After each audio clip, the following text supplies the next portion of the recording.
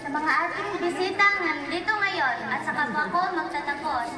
Magandang araw po sa inyo. Ang paghihirap at pagsasakripisyo ng ating mga magulang ay makikita sa ating pagtatapos. Puno ng kagalakan ang ating mga puso ngayon. Dumating na ang pinakahihintay na araw sa pag-ali ng ating pinaghirapan. Ang araw na ito ay araw nating lahat. Ito ang bukas ng ating pagsisikap sa bawat araw nating pagpunta sa paaralan upang makamit ang ating mga mithiin sa buhay sa loob ng ilang taon nating pagugol. Ngunit ito'y hindi hangganan, kailangan nating palawakin ang ating paroroonan at upang mahubog ang ating mga sarili. Sa aking pinakamamahal na magulang na walang sawang sumuporta at pagbibigay sa aking pangangailangan sa paaralan.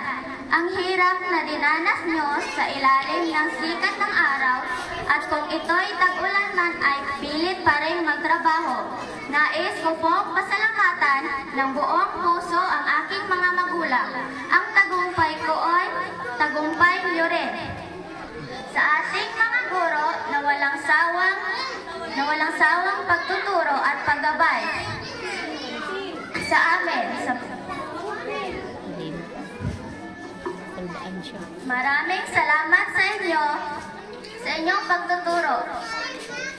At kayo po ang naging pangalawang magulang sa amin. Maraming salamat po sa inyo. At sa uulitin, magandang araw po sa inyong lahat. Kulbaan siya.